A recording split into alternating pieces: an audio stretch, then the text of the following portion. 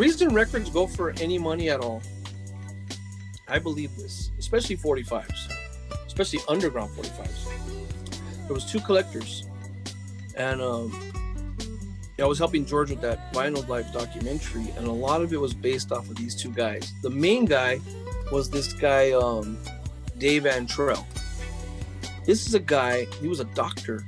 He would go into your house, look through your whole collection, pull out 3 records that he needed for his collection, get his checkbook out, tear the check off.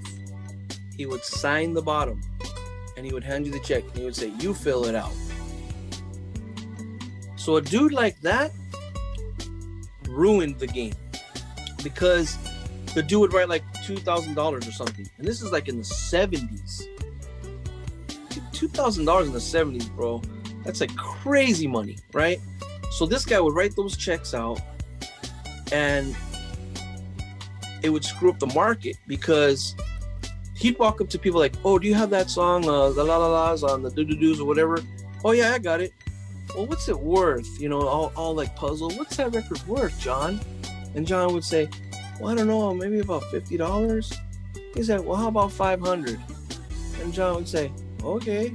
And he would just go home, get the record, bring it back, and he'd give him $500 because the money didn't matter to him. Dave was a doctor. The other guy is this guy named Peter Yaffe. He did the same thing. He was an attorney, or he still is an attorney. And he would do that. Offer crazy, astronomical, over-the-top prices for records. And the people would just start talking about it. And they would go in circles, just like Instagram or Facebook or at my store or through the network of all of us. What we're doing now, this interview, would get around to people. This interview is going to get out to people and we're like, hey, check out Mike. He's telling everything. The truth is that this guy, Antrell, was the secret guy that made everything crazy money, because nobody would pay, $500, $1,000, $300, whatever he was offering. It was 3, 4, 5, 10 times the amount.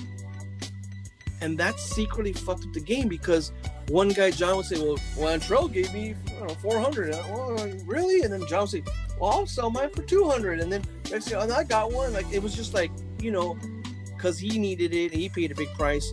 These other guys were like, well, shit, I'll sell mine now. And then you feel like, well, I've always wanted that record. Would you take 100? And like, okay. So it just got to be to where the market earned a value off of their bullshit.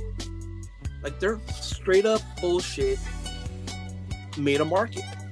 Like, it literally made a market. Because back then, records, I'm telling you, dude, 70s, like, I wasn't buying records in the 70s, but from what I was told by the collectors, if you paid like $2 or $3 for a record, even $5 for a record, it was rare. You go to like Sylvani's, back then it wasn't even Sylvani's. You go to Times Square Records, it was Slim down in the 70s, down there in the subway. He had his like record store, records would be on the wall, and it would say like $5, and that would be like, that's a good record. $5, like, what is it? Oh, it's Red Wax Chance record, or it's a Blue Wax, some other label that, oh man, we've never seen that on Blue Wax, like, or it's some only known copy, $10, But for dudes that like in those 70s and 80s to be like saying, I'll give you 500, it was like, what are you trying to pull here, buddy? So I see, it was that at that level, the bullshit became a rumor, and then the rumor became like a kind of like a dance where people are like, oh yeah, I hear that, you hear that, yeah, let's fuck with that now, yeah, all right, cool. And it just started to become that, like, everyone started to like, $20, $50, $100, and it was the stuff that was rare started to trade at higher and higher levels. It got to be to where they started to do books. That's where books came from.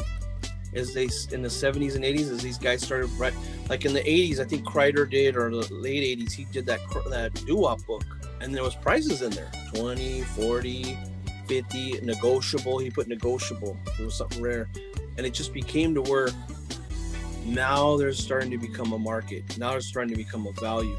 And so what's happening now is Instagram runs the show, Facebook runs the show. These guys are spinning records at shows.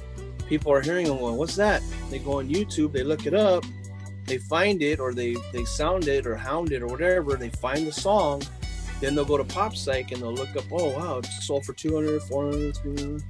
Well, I want it now. I'll pay 700. I want it right now. Who has it? Who has a copy? Coming in the store like with a cohete, like, give me it now. I want the record. Like, it's that bad. So they'll come into my shop and they'll start looking through the records. And I can tell already that they're pretty serious about what they want. Here's why. They'll come at me like, hey, Mike, you know, I'm looking for this record. And I'm like, oh, okay, what is it? Ramona Collins. And the way they say it, it's so beautiful. It's so beautiful. You know, this is just an easy example. Ramona Collins, you know, just so modestly, you know, looking for Ramona Collins. I was like, oh, on the Clark's label.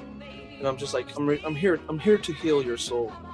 But let me tell you, sit down in the chair and relax yourself for a moment, because you are never in your life, ever, get it all clear, here it comes, never gonna own that record.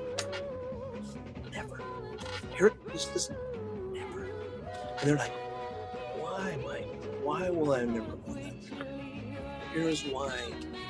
There's like 6 in the world, and I don't even have the record. And believe me, as you're relaxing, I would love one too. But I've already pushed myself to know that I will never own one. And I will no longer doubt, in no fucking craziness of my mind, will I ever own this record. So what's the other record you're looking for? So we're just going to let that one go. And they'll move on and on to the list. And the list is just like 500 this, 700 that, 800 this, 1,000 that. And it starts to become like, what do you want to do with the record after you get it? I understand you're collecting and you want to collect, but where does it come to the point with a collector where he says, you know what, enough is enough, man. I want to drive a nice car. I want air conditioning. I want to be, you know, chilling on the weekends with my family, you know, having a brew. Most of them don't care. Most of them are like, here's my card. I want the record. I want the record. I don't have the record.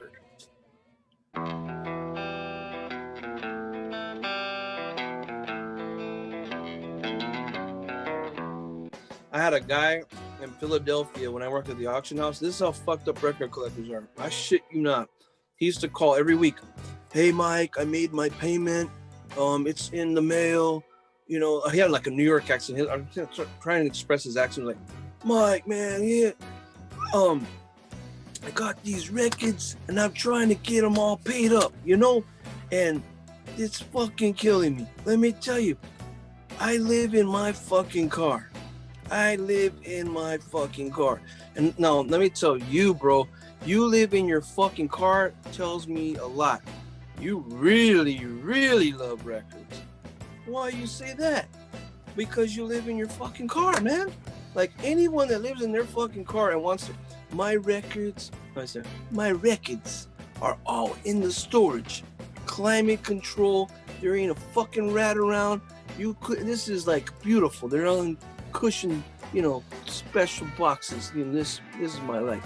But I live in my fucking car. I mean, a dude like that, I gotta respect him. He may not have no wife, no kids, no family, and probably no fucking money because he lives in his car, but he has every damn record that he wants, and he gets it. Now that's passion. You ain't gonna ever say anything bad about this man when it comes to his passion. I mean, I don't know what his true story is, you know, if he left his kids or what.